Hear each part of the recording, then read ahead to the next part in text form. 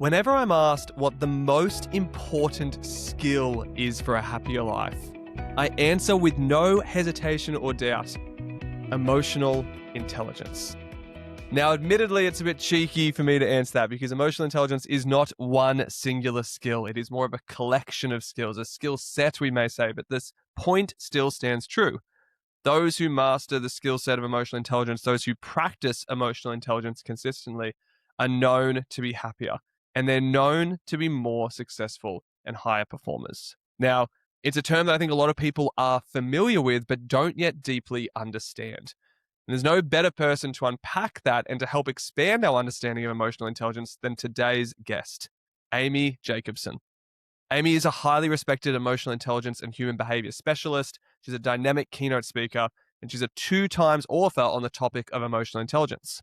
Her first book, Emotional Intelligence, A Simple and Actionable Guide to Increasing Performance, Engagement, and Ownership, has helped people around the world create more emotionally intelligent workplaces and practice emotional intelligence for themselves. Just in time for today's conversation, she's released her brand new follow-up book titled The Emotional Intelligence Advantage, which dives even deeper, not only into the core constructs of emotional intelligence, but into the process that we must undertake if we wish to strengthen this incredibly vital skill set. And in the conversation that you're about to hear, we talk all about why emotional intelligence is such a game changer. We talk about the tension between taking ownership and responsibility for our own emotions whilst being considerate and intentional about impacting other people's emotions. And Amy shares some tips and tricks for what you can start doing today to begin practicing the skill set of emotional intelligence. So let's get into it. Amy, welcome to the show. Welcome to How to Be Happy. Thank you, Declan. I'm so excited to be here. You and I both. And you know what? Particularly so because it was only recently that roles were reversed. I was sitting in the interviewee seat for a show and they asked me, hey, we heard you say on a podcast that you teach 70 distinct skills for happiness. If you could only teach people one, what is the most important skill of happiness and why? And I said to them, hey, all the research suggests the most impactful one is emotional intelligence. And then I called myself and said, that might be a bit cheeky because from my perspective, emotional intelligence may not be just one skill. It's probably more of a collection of skills. So in answer to your question of if there's one skill, hey, here's a bundle package. But I'm curious, what's your definition of emotional intelligence and what led you to become so fascinated with it? Yeah, so it is definitely a bundle package, which I think is why it's always the easiest answer to say as well. Look, the way that I look at emotional intelligence, I think it's easy to compare it to your IQ, right? Because the majority of people know what our IQ is. And our IQ is really what we know and what we can do. So the what we know and what we can do comes from our skill set, from our IQ. Our EQ, or our emotional intelligence, is the how and why we do it. So this is why your 2 areas of emotional intelligence and your IQ go hand in hand. It's kind of like it's what completes our mind, is having those 2 areas and having the balance right. So the how and why you do what you do comes down to our wiring in our mind. So it comes down to our neural pathways based on our values, based on our beliefs. It's about understanding who we are and what makes us tick. But then it's also understanding, how do we own that? How do we own who we are and what makes us tick? And then how do we own the impact that we have on the people around us? How do we own how well we communicate? How do we own what we've achieved to date in life? So it's really taking that how and why and being able to branch it out, getting comfortable of what that means within ourselves, but then also getting out of our own head and understanding what does that mean when we're interacting with the rest of the world and the people around us. I'm going to take your words there, the how and the why. I love that distinction, by the way. If the IQ is what we do, EQ is how and why we do it. So with that in mind, how and why did you start loving EQ? What got you into emotional intelligence? Like, It's how so do we weird, end right? up here? I ask myself the same thing so many times. Late at night, 2 a.m., eyes wide open. How did I get here? Why am I doing this? Yeah, that's right. How did we land here? So I've always had a fascination with the mind. And it goes back to those late teenage years. I was fascinated with forensics and criminology. Really, really intrigued about how some people's minds could be so messed up to do such horrible things, right? And I thought, how can the mind be so different with these people? So I started to kind of dabble into that area. I realized quite quickly that I just couldn't detach. I could not detach. I couldn't switch off. So reading about this kind of horrible stuff and hearing about it was not something that was going to be healthy for me, without being able to emotionally detach from what it is that I was seeing. So kind of just parked that whole mindset area and I went into corporate world. And I was in corporate world for over 19 years. I really enjoyed corporate world. I was in insurance of all things. So one of those things you fall into. I don't think anybody kind of sets out in their career to say, I'm going to be in insurance. But I was fascinated by it. And simply because I spent majority of my time in life insurance. So it was actually really understanding the risk factors of life. So what made people tick, what their risk factors were, what the likelihood of things happening to them in the future was. So it was kind of still along that human path, right? But the longer I spent in corporate world, I started to just become so fascinated with the performance side of the mind and how what actually people brought to the table determined their performance, not so much their ability. So how you could have competing companies with exactly the same offerings, yet some organizations doing so much better than others. How you could have an all over culture of an organization at kind of one tone, but then you could find pockets within an organization of a very different or opposite culture. And it started to get me fascinated with the fact that when you have people in certain roles in organizations, if that role aligns to their values, their beliefs, their strengths, it's a very different level of performance that you'll get and the impact that they have on the people around them. So you can have some people in an organization that are technically brilliant at what they do. Like they are absolute experts, but they're not very nice people to work with. So this fascination really started to tap into me around, you know, what is this impact that we have simply from a mindset point of view on the workplace and why aren't we leveraging it more? So I still at that point in time didn't know it was emotional intelligence. So I was kind of looking, just going, why is this so good in some areas and not others? And I found myself in corporate world, what they would start to do is kind of to pick me up and put me into different pockets of the organization where people were underperforming, where market share was low, where engagement scores were really poor, or, you just had people in the wrong jobs and the culture wasn't great.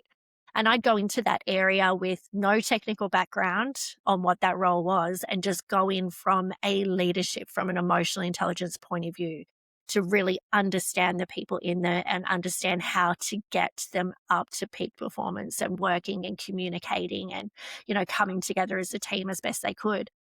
So I did that for a long time and, then finally got to the point where I'm like, I want to help more than just the people in insurance. I want to help more than just the people in this organization, and always had a love for public speaking, for training, for talking, for sharing stories with people. So I started to kind of look into, well, what is it that I offer? And I think I drove people crazy because so many people, I was kind of like, they'd say, Amy, you've helped me so much. And I'd be looking and going, what is it exactly that I helped you with? Like, can you put it into words for me?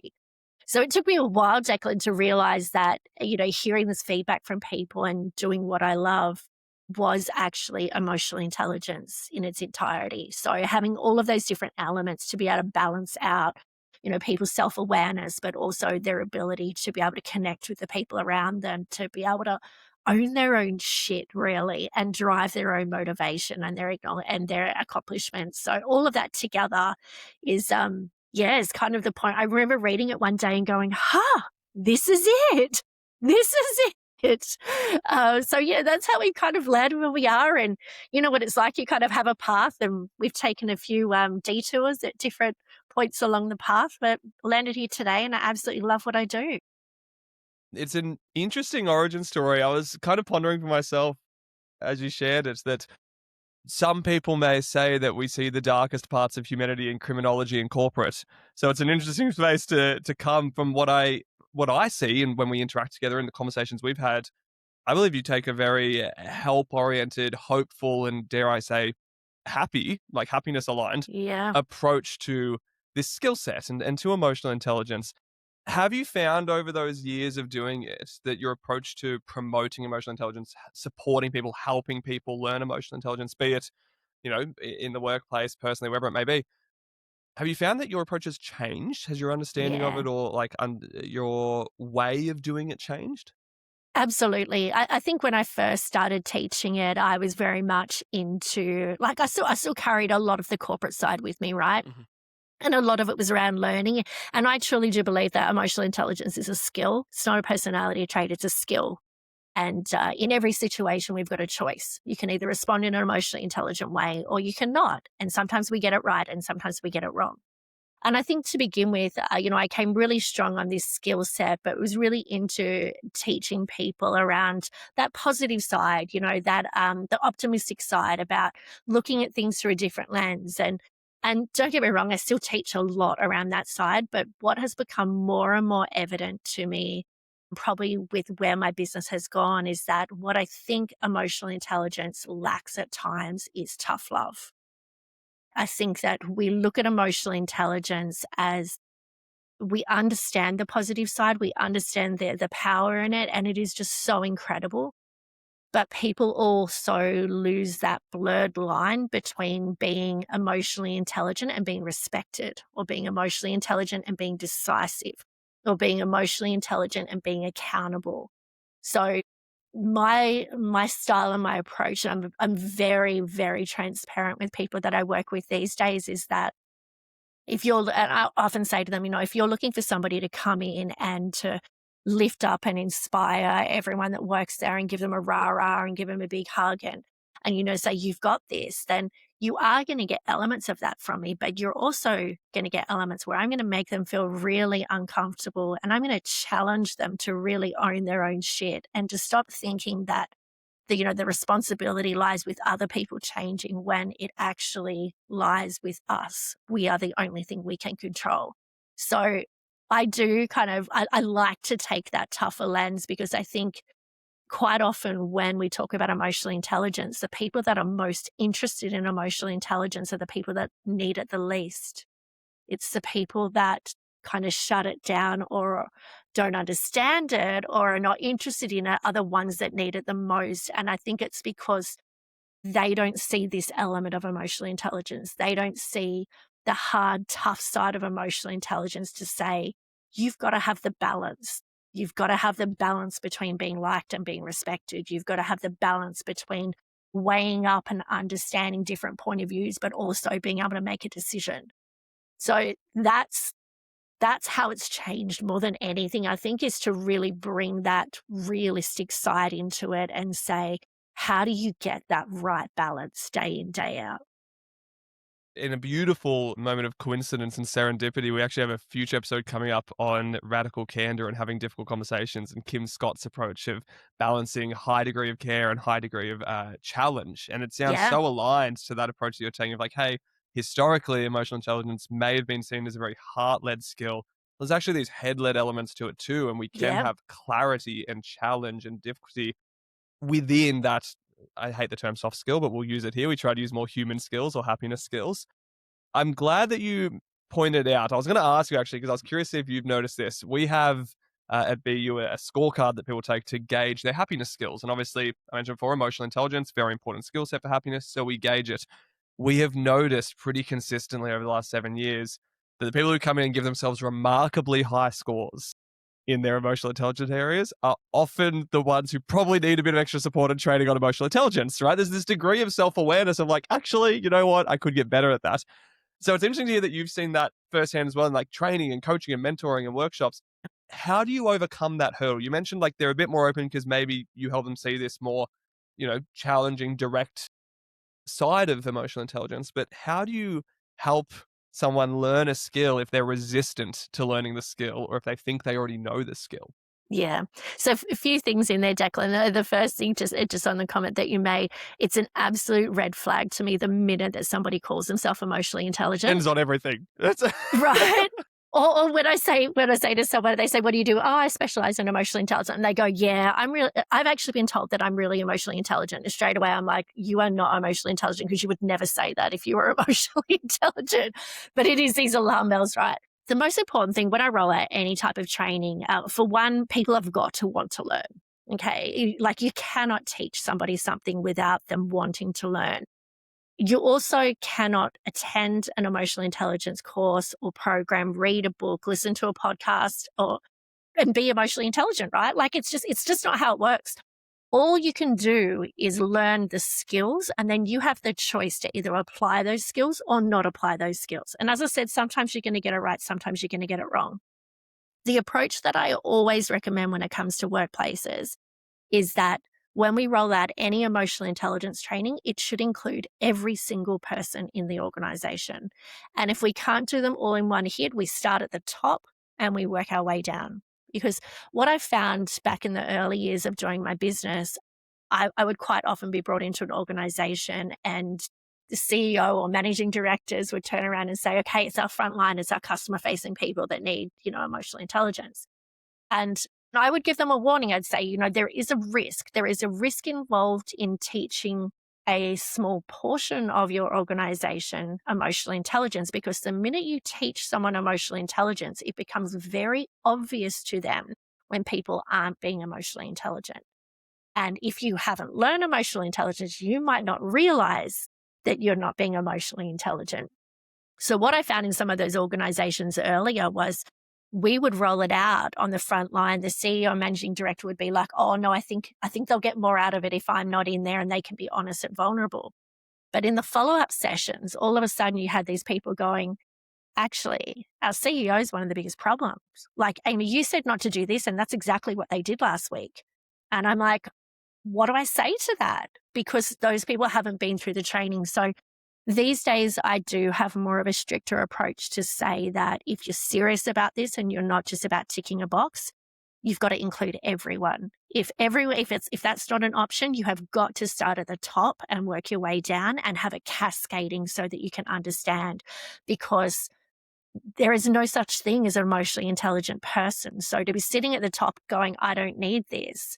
It's like, I teach this stuff and I would never call myself emotionally intelligent, because the way that our mind is wired, there are always going to be times that our emotional brain will take over our logical brain and we won't respond in a way that we probably should. So my job, and probably one of my most favorite things to do, Declan, is when I do start a conversation or when I do start a program, I can tell straight away when the people walk in the room who wants to be there and who's there because they have to be there, and who's there thinking this is a load of, rubbish. I'm not into this. And it's my job to flick them. It's my job to find that element, to find that communication style, that wording, that when I see it in their face, that they go, oh, okay. And that's all we kind of need. All you need is that level of awareness for people then to get curious. And sometimes the curiosity takes a while. Sometimes, I'll get messages from people that, have done my programs 4 or 5 years ago. And all of a sudden, out of the blue, I'll get a message from them and say, I did your program 4 or 5 years ago. Didn't quite realize this at the time, but now this element has hit really hard. And now I get what you were talking about. To me, that's a win. Yeah, it's taken 4 to 5 years, but that's a win, right? So for those people that do have that pushback, you've got to get the curiosity there. You've got to get that spark of, oh, okay, I see that element. And that's my job as a trainer, as a teacher, as a facilitator, right? To find the quickest way to be able to communicate in a way that's going to work for them to see some type of benefit in becoming more emotionally intelligent. It's like, as you said, because it's a skill, and any skill does start with that element of curiosity, right? A sense of like, oh, I wonder if I can get better at this, and potentially I can. And on that note of getting better at it, also acknowledging that as a skill, it's going to require ongoing practice. I found it really interesting, actually, that you're like, hey, I teach this for a living, and I wouldn't go out and just blanket statement call myself emotionally intelligent. I would say potentially, I don't want to put words in your mouth, but maybe it would be more accurate to say, hey, I practice emotional intelligence, which means there are going to be times where I stuff it up. There's going to be times where I have errors. And over time, I'm going to get better at it. But if I stop practicing it, much like any other skill, if I stop practicing the guitar and then 10 years later pick it up, probably not going to be as good as I would have been if I kept practicing over that 10-year period. So viewing it from that lens of like, hey, this is an ongoing commitment to practice and to stuff up and learn and make mistakes and stay curious and allow ourselves that journey of refining this skill set, I think is something that a lot of people need to hear when it comes to it. Now, I do want to ask for specifics from you. We've talked a few times already in this conversation about how emotional intelligence is a skill set. It's kind of like a bundle deal, a package deal of a bunch of different skills. What are some of the specific skills that you think matter most when it comes to promoting emotional intelligence, particularly in the workplace? Yeah. So I've broken it down into 5 key areas. And look, I think if you look into emotional intelligence through all of the research that's there through neuroscientists and incredible people, right? They tend to talk about emotional intelligence as self-awareness, self-regulation, empathy or people skills, communication or social skills, and motivation. I think it's a bit more than that in workplaces. So I've still got those 5 areas, but I call them own it, face it, feel it, ask it, and drive it. Now, the first step, own it, is where your self awareness is, right? Like that is understanding why you get out of bed in the morning, why you choose to do what you do, and understanding that everything that you do in life is actually a choice. And those choices are coming from your values and your beliefs, or what is driving those choices. But own it is also not just being self aware, but it's also being realistic. It's being aware and owning the reality of the situation, in that sometimes we have no control over things. And sometimes things are going to happen in the workplace, in the world, in the people around you that you really don't like and you don't want to happen, but you have no control. And you've got to own the fact that they are happening. And sometimes we get caught in that loop, right? Of like, we're self aware of who we are, but we're not owning the reality of the situation, that whether you like it or not, it is happening. You have to accept that. You have to accept what you can and can't control in this world. So that first level around self-awareness, I'd say, is so much bigger to ownership of who we are, ownership of what's happening around us, owning to get to know, not so much to change who we are, but to understand who we are and work with that rather than against it. That second element that I would push into is where your self-regulation comes in. But I think, again, it's a little bit more than that. I think it's what I refer to it as face it. And that is to face every emotion that comes up. Reason being is that emotions are normal. There's no such thing as a good or bad emotion. And every time we feel an emotion, we feel it for a reason. And every single one of those emotions that occurs, you've got to acknowledge, and you've got to face them. You've got to face it to understand, where is this emotion coming from? What's driving it? Why is it feeling like this? And what do I need to do in order to actually accept and move past this emotion? So this face it area is about facing every emotion, having the ability to not just push it down in a pressure cooker, because it is like a pressure cooker, right? It will explode at some time. And how do you face the triggers that are actually leading you to respond in a certain way? And how do you face the fact that nobody in this world can make you feel an emotion, and no situation can make you feel an emotion? It all comes down to the fact of our neural pathway, our wirings, right? And things happen in this world, people happen in this world, but they don't make us feel a certain way. They trigger a neural pathway in our mind, and based on our values and beliefs, we follow that neural pathway and we respond with an emotional response. And this is why we know that if you were to grab, 10 different people from around the world from different cultures and have the same thing happen to all 10 people, you're likely to get 10 different reactions. Now, some of them will be similar, but that's not because that situation or person caused that reaction. That is because their values and beliefs are similar. Therefore, their neural pathways are similar.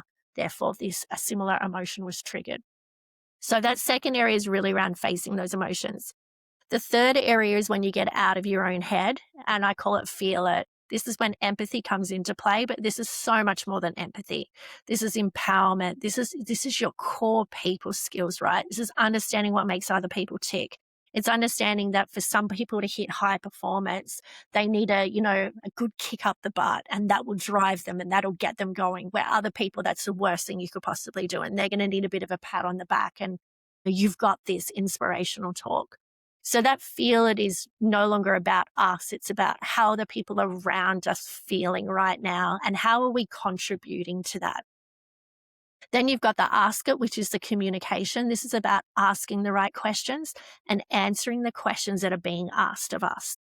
So this communication is understanding it's two-way, and communication is not about us. Like if you are looking to communicate a message, if you're looking to transfer a message from one person to another person and the other person doesn't understand that message, then the communication has failed. And that's not on them, that's on us. We haven't communicated in a way that they could understand it. So that ask it is really about making sure that we're asking the right questions and that we're answering the questions that are being asked of us. And then that last skill area is drive it. And this is your motivation. This is where it all comes together. And it's not just about talk, it's not just about feelings, it's about actions. How do you actually take it all and move forward? And how do you do it in an efficient way? How do you do it aligned to the wirings of the mind so you're working smart and not harder? So that's where I'd look at your 5 key areas of emotional intelligence. There are so many skills within each of those, but we also know that, over time, what I've seen is that these 5 areas is not just a separate 5 areas, it's actually a process as well. So the more that you understand it, the more you can follow the process through, the more you can actually bring your emotional intelligence into play.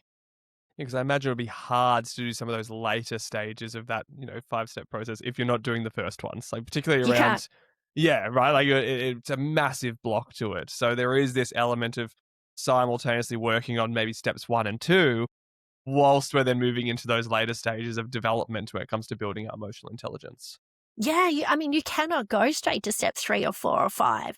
You've got to understand yourself first. Those first 2 steps in your own head, you've got to get right first. And unfortunately, for a lot of us in different situations, we get caught in those first 2 steps and we just loop in our own head where we don't want to own the reality of the situation, where we don't want to own the role that we've played, where we're struggling to face the emotions that are coming up with it. We just find ourselves looping and looping and looping. And until we can get that right in our head, we cannot get out of our head to worry about the people around us. We're just so self-focused. And we've all been there, right? Like we all know those times when we're just so in our own head.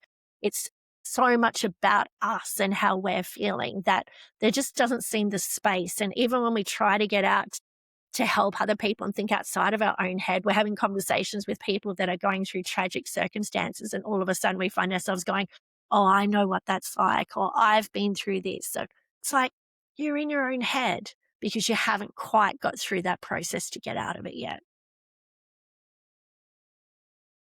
Curious about, as you're explaining that model. By the way, I love the model. I love the framework that you've got. And I think it's a fantastic one for people to wrap their head around such a complex skill set, which I think a lot of people don't realize is a complex skill set. So many people bandy about the term emotional intelligence because it's so well researched, it's so popular. People say it, but then to go, well, hang on, this is what's actually involved in it. It's like, oh, there's actually quite a bit there to unpack and work through and develop. There's a point in there that I kind of want to dance in the tension of with you. I find it really interesting when people are learning skills to go, hey, there's tension here on this skill set. And I'm feeling within myself, I'm hoping you can explore it with me, this tension between, hey, our emotions are our responsibility. I think you said, hey, people can't make us feel anything.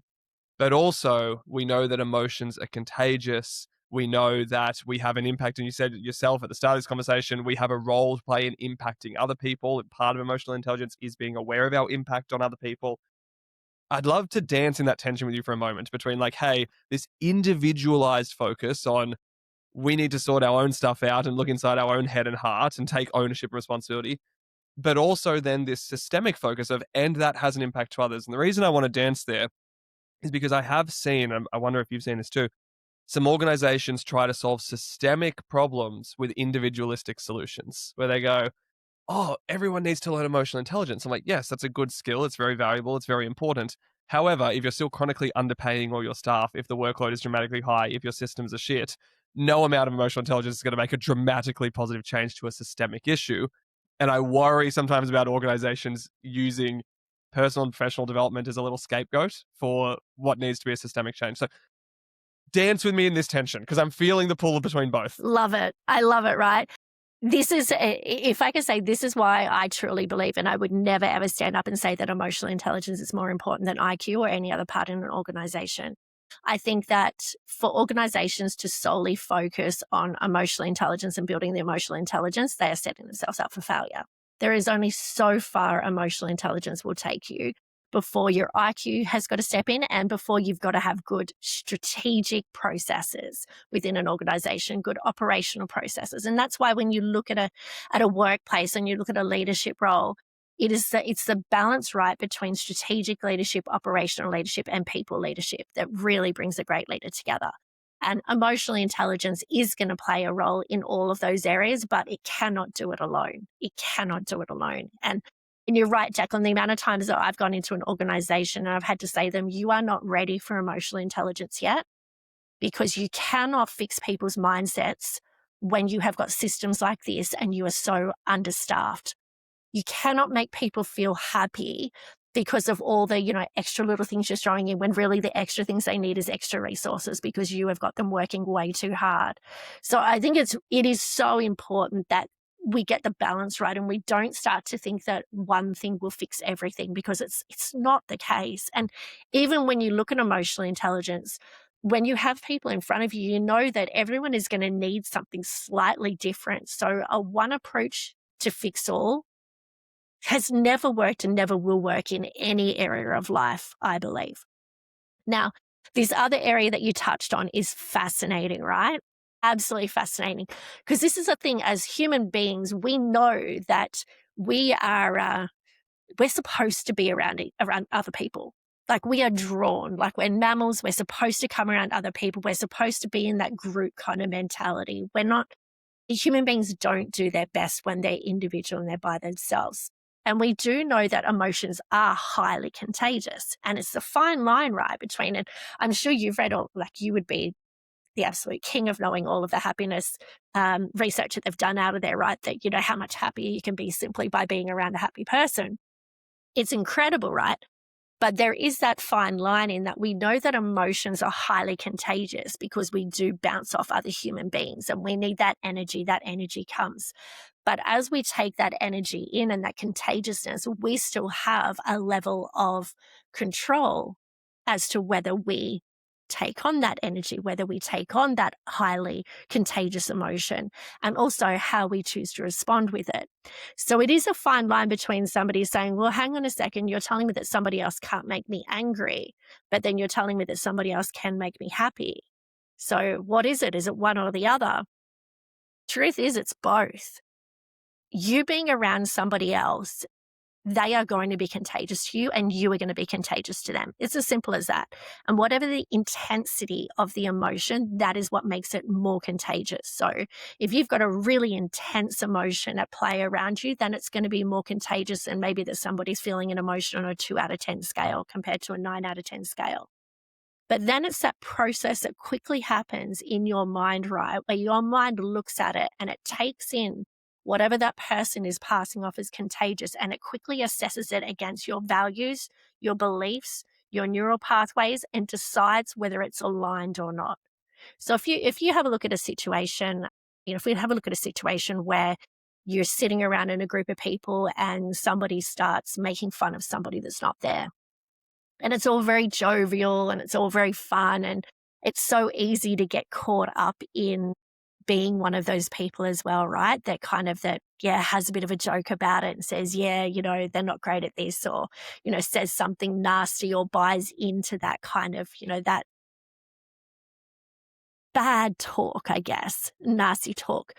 But then you've also got those people that are smart enough and tap into their emotional intelligence so fast that even though it's highly contagious, being in that group, in that conversation, they have the ability to be able to see, hang on, this does not align with my values and beliefs. This does not align to what I believe you should be doing when people aren't around you. This is not what I believe to be funny. And that's where you'll see those people that will kind of take control, and they'll take that. That's when they're facing those emotions. They're owning their values and beliefs. They're facing the emotions and going, hang on a second, this doesn't align with me. And they're some of those people that will actually speak up and say, this is probably not cool. Like, it's not really nice for us to be saying that. Yeah, it's funny, but is it really funny at someone else's expense? So it's a battle, right? And this is what makes emotional intelligence a forever skill that we are looking to build, because you can't just nail it in one conversation and then go, oh, well, I'm fine. Like, I'm not that person that sits around and adds to the bitching. I am that person that stands up and says it. Because while you might have nailed it in that conversation, and while your logical brain might have overtaken your emotional brain in that situation, the next conversation, you might not be as quick to respond. Or you might those people might be just a little bit more contagious. You might be a little bit more intimidated by those people in that conversation. There's different factors that are going to be playing into every single situation. And that is why the mind is so mind-blowing. The mind is so It amazing, is. right? It blows itself up. It Like, blows I'm with you. itself As someone who's studied it for 10 years, it is. That's a very fair statement. It is, and it's such a complex thing. And I think this is why I have no concern of AI nailing the mind, because we haven't even been able to nail the mind out of all of the years we've been studying it. So I doubt that AI will ever be able to nail it. But that's really where it comes down to that part of going, it's a beast, and there are so many different things that are playing into it, so many different elements. But the only thing we have 100% control over in this world is how we choose to respond, and is our mind. So while you're taking in all of those contagious impacts of the people, or other people's emotions, situations, ultimately you still always have the ability to be able to choose how you're going to respond. So is it fair to say then that we have the ability to influence other people's feelings, but not force other people's feelings? And that perhaps the goal of emotional intelligence, sort of this sort of work and upskilling in these areas, is to be a little bit more intentional with that influence and that impact, to be able to go, hey, I can maybe lead this more effectively for myself to start with, right? To go, how am I responding to this? As well as lead it a bit more intentionally and impactfully for those around me. That's right. Because it will ultimately come down to that person's choice.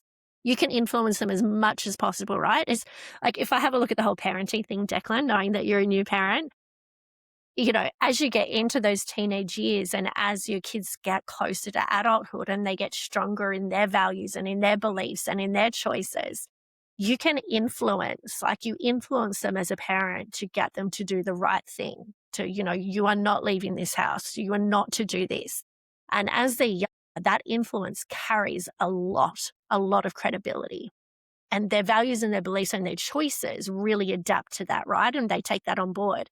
But once you get to a point where you're standing in front of another human being and you are telling them, no, do not do that, there comes a point in time where it doesn't matter what you say. If they want to do it, they will do it.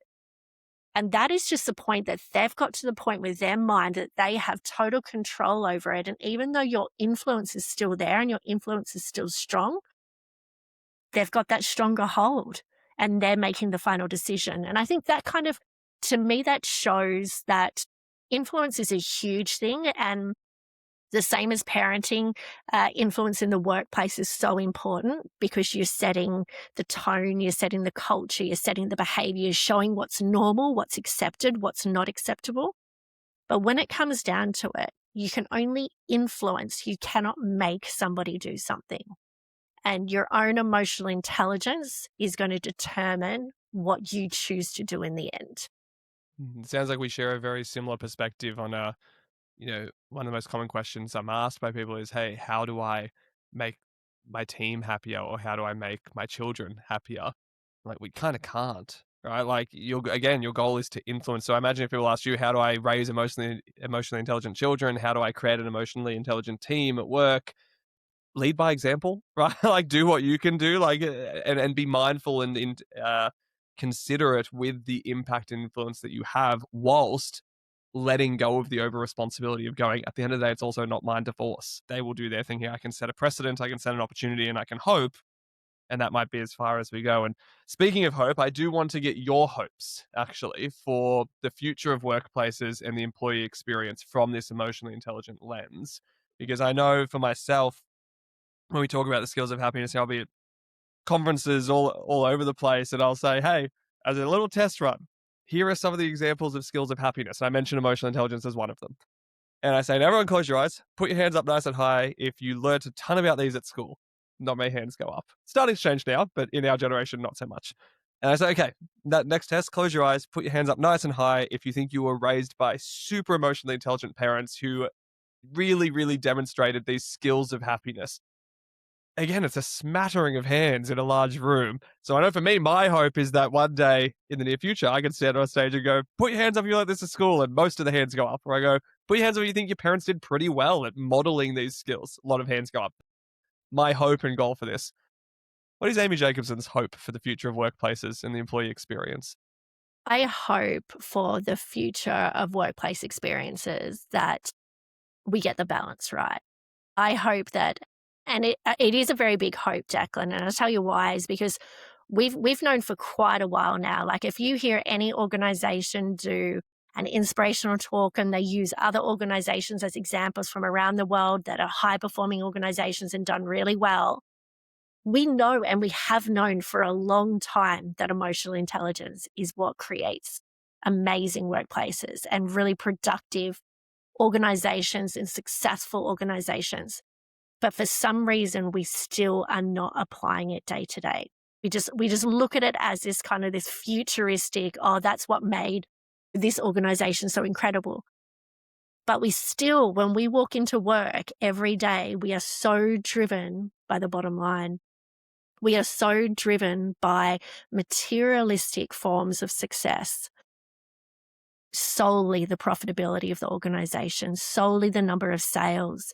And, I've worked with an organization recently where they are really struggling in the fact that this is in health industry. They're in the health industry. So they entered this industry to make a difference to human beings, right? Like that is their purpose. That is their drive. But they're very much stuck now in a private organization that is measuring the number of patients they turn over. Now you got to weigh that up, right? Because you got the difference between, yes, you can have a scoreboard of an organization that says that you get through so many patients and you get through so many reports and you have so much output. But if the quality is questionable, if the experience that those patients are having, are you really helping them? Are you really taking the time, or are you ticking a box? So my hope is that the workplaces of the future get the balance right. I hope that they stop talking about they stop talking about these strategies that mean nothing, that are hanging on the wall that say, people and customer and profit. But then you have a look at what they actually measure people on in their performance reviews and what they pay people on. And it has nothing to do with people or customer. It just has everything to do with profitability and everything to do with the number of tasks they get through day to day. I can't wait to see, and I truly believe we will get there to a certain extent at some point in time. I can't wait for us to get to that point where we truly do take the emotional intelligence side as important as the other side, that we don't let people who are technically brilliant at their jobs but are not nice to work with, that we don't let them stay our high performers because they are so technically brilliant, that we don't put up with people in workplaces who are pure toxic because it's easier to let them go than to do something about it. I hope that we have a balanced workplace that sees the importance of emotional intelligence and interacting with people who, let's face it, in a workplace, quite often we have nothing in common with. I hope we work in a workplace where that is a nice experience, not a horrible experience. So that's a future that I can back and support. It aligns very nicely with my hopes for happier workplaces in the future and happier societies. And it's one that I think we all have a role in playing. It's something that's not going to be done, to your point, by these esoteric, lucky few companies that are spoken about at conferences. It's like, oh, that's well and good for them to do. No, this needs to be done on the ground level by each and every person. So for those who are listening to this conversation and have listened to this conversation, this is a call to action for you. You have a role to play in modeling and creating healthier, happier, more intelligent, emotionally intelligent workplaces. And you've kind of got to start with self on that. To help you start with self, because we've scratched the surface today, a skill set like emotional intelligence, there's no way we could do it justice in one conversation. As you said, we can't listen to one podcast, go to one seminar, do one thing, and then go, yes, nailed emotional intelligence, tick it off the box, onto the next skill. So to continue their learning and development, I happen to know that you have just launched your second book. Congratulations. Thank The you. Emotional Intelligence Advantage. And I love the name. I don't know if this was intentional. Maybe you can tell me if it was. One of my top 5 all-time books that I recommend people who want to learn to be happier is The Happiness Advantage by Sean Aker. And it was a deep dive into, hey, here is how learning about the skills and signs of happiness are genuinely advantageous for life. So when I saw the announcement for your second book on emotional intelligence, it came out, The Emotional Intelligence Advantage, I was like, Good name. I think this is going to make it into my top 5. This is a good sign. And I know that it's just hit bookshelves around Australia. Can you tell us a little bit about what's in it and again, why we then did a second book on emotional intelligence? Because I know you did one not that long ago. Do tell, what's in the new one that people must go out and read? Yeah, so the new one is different, obviously, than the first one. The first book was about just simplifying emotional intelligence. It was about taking all of the research out there and just putting it into simple terms and kind of not skimming, but kind of giving an overview of each of the areas of emotional intelligence. So a very simplistic book, certainly not for academics, just for people who want to understand emotional intelligence. This second book, it dives deeper. So it dives deeper specifically into the emotional intelligence process, which we mentioned, Declan. It's being able to take the understanding of emotional intelligence and know it's not just 5 key factors, it's actually a 5-step process and how we go through this process constantly, day in, day out. It also dives deeper into 2 of the biggest challenges we have as human beings, and that is change and difficult conversations. So with this area, with this book, what I've done is kind of taken that emotional intelligence process, shown how it comes into play and how it is so relevant with any form of change that we're rolling out and how we're missing that change intelligence area. And when I say change intelligence, what I mean is that we tend to do change management, but we don't do change intelligence. And in change intelligence is understanding what is actually happening in the mind to our neural pathways when change occurs. And that it's not as simple as just telling someone it's going to be amazing and that they're going to love it and therefore that they're going to buy into it. And then it's also taking the fact that most workplaces, when the culture is not great, when happiness is not there, most relationships, when they're not working, comes down to the unsaid words, the conversations that we are avoiding having. So in this book too, I go into difficult conversations and show a lens more from an emotional intelligence point of view to understand that any interaction between 2 human beings, especially in a difficult or tough conversation, is heavily driven by emotions because the fear factor kicks in for both people. And I talk through the way that if you can follow the emotions through a difficult conversation, you are going to get a better outcome than to go in defense mode or in fight mode with your amygdala in fight mode, running through a script that you've pre-prepared, looking for an outcome that you've already decided on. So that's what this book's about. It goes that little bit deeper and it just gets us challenging things. This one is a lot more tailored to the workplace. My first one, a lot of people took heaps out of it for home, although I already am hearing that some people are taking quite a bit out of this one, difficult conversations, certainly for home as well. But yeah, this one goes a little bit deep into that and really into that high performance and the trust and what makes a great leader. Well, it is a skill for life, right? Be it in the workplace, be it at home. It's applicable to every area and every facet of life and applicable over the long time of life as well, over our lifespan.